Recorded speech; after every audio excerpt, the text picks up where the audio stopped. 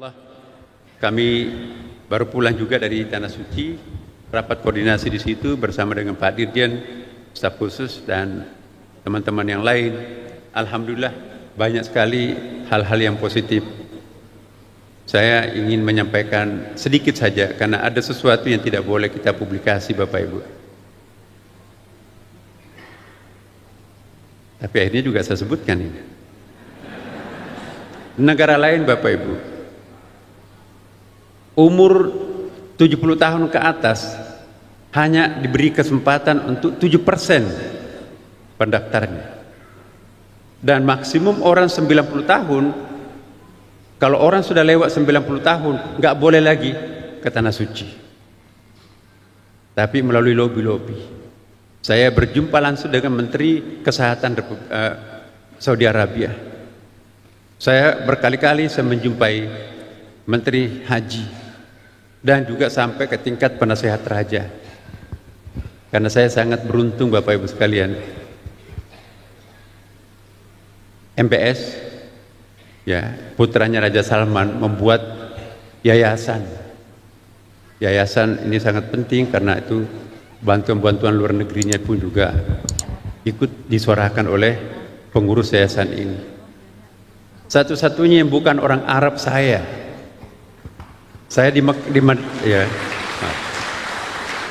di Amerika Bapak Ibu, ditelepon. Saya pikir siapa yang nelpon pakai bahasa Arab. Where are you? Di mana? Anda di mana Anda? Ana di Amerika. Dia rubah bahasa Inggris. I'm in America. Nah, dia minta saya menjadi advisor, semacam penasehat yayasan itu. Why me? Kenapa saya? Ya, akhirnya ditunjuk sebagai 7 orang dan 1 diantaranya orang Indonesia menjadi advisernya, penasehatnya. Dan di situ lingkungan raja Bapak Ibu sekalian. Dan alhamdulillah, jadi ada jalur komunikasi kami langsung dengan raja. Dan satu-satunya mungkin di negara lain tidak ada yang diberikan kesempatan berhaji di atas 90 tahun hanya Indonesia Bapak Ibu. Langsung di WA, masih ada tuh WA-nya di handphone saya. Tapi itu jangan disampaikan ke teman-teman negara lain.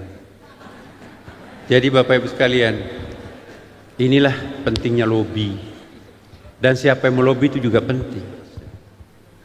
Nah, kabar gembira buat Bapak Ibu sekalian tahun ini. Bersyukurlah Bapak Ibu sekalian. Insya Allah tahun ini adalah Haji Akbar.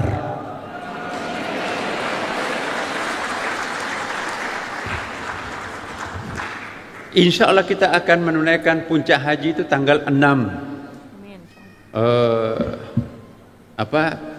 Juni, itu bertepatan hari Jumat. Berarti itu adalah Haji Akbar. Ya. Tanggal 5 Juni 2000 itu 9 Zulhijjah itu nanti. Itu menurut ilmu hisab. Ru'yahnya nanti kita akan lihat, tapi diduga bahwa ini akan sama. Alhamdulillah kita lebarannya, puasanya sama, kemudian juga lebarannya juga sama, kemudian juga Haji Akbarnya juga sama. Alhamdulillah Kementerian Agama mendapatkan berkah ya. Kita bersyukur ya, Kementerian Agama mendapatkan, kita semuanya ya berdoa. Alhamdulillah. Seumur hidup Indonesia tidak pernah ongkos haji itu turun. Baru kali ini turun. Padahal Bapak Ibu, kami baru pulang dari Tanah Suci juga. Pajak di Tanah Suci itu di Mekah itu semakin tinggi. Ya. Kemudian juga bahan-bahan penyempurnaan ibadah haji juga makin naik. Tapi kok bisa turun?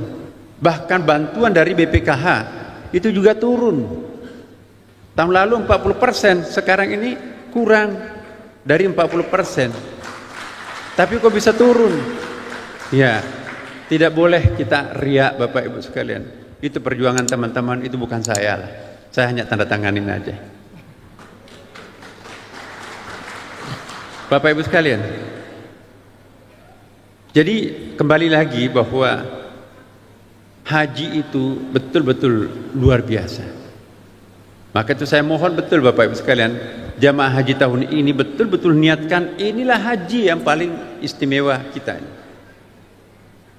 Ada hadis Nabi juga, ya.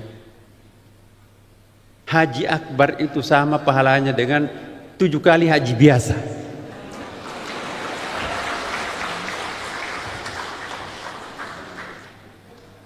Subhanallah.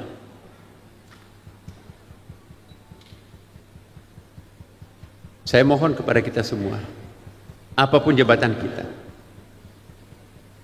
ya, sekalipun petugas haji, sekalipun pegawai Kementerian Agama, niatkan kali ini tidak ada embel-embel apapun selain hanya untuk haji.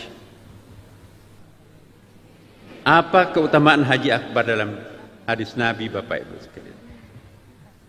Keutamaannya, walaupun riwayatnya saya belum cek, nanti saya akan kembali, saya akan takhrij, meneliti hadis ini, tingkat validitasnya, kesahihannya. Saya temukan dalam kitab-kitab kuning 70 kali lebih utama, ya, 70 haji biasa untuk bisa menyamai dengan haji akbar ini. Jadi kalau besok ibu haji sama dengan 70 kali haji. Ya. Inilah kekasihnya Allah diundang haji pada tahun ini. Yang kedua, doanya diijabah, Bapak Ibu. Maka itu saya ingatkan nanti kalau sudah sampai ke tanah suci, jangan egois. Apa maksudnya jangan egois? Ini sambutan panjang ini. Satu saat Rasulullah nguping, ada sahabatnya berdoa dari tadi, panjang sekali doanya, sampai dia tutup, ditegur, hei ya fulan, kalau kamu berdoa jangan egois. Maksudnya apa? Dari tadi saya dengar kamu berdoa, yang didoakan dirinya, keluarganya, enggak pernah mendoakan yang lain, itu egois. Lalu diajari berdoa seperti ini, Allahumma ighfirlil muslimina wal muslimat wal mu'minina wal mu'minat al ahya' minkum wal amwat innaka sami'un qaribun mujibud da'wat birabbil alamin.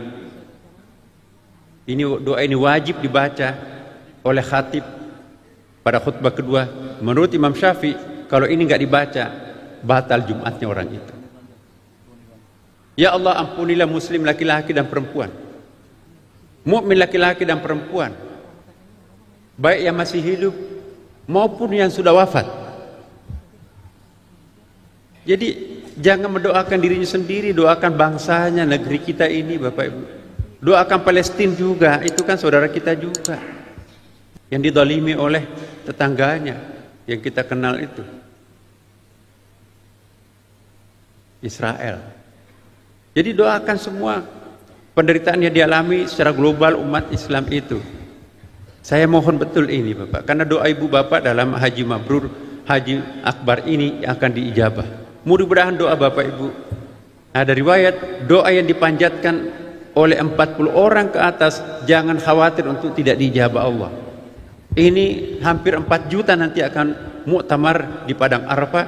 Kalau serentak mendoakan Palestina, insya Allah Tuhan akan memberikan keutamaan Palestina, dan pendalimnya nanti akan diberikan sesuatu, nggak tahu apa.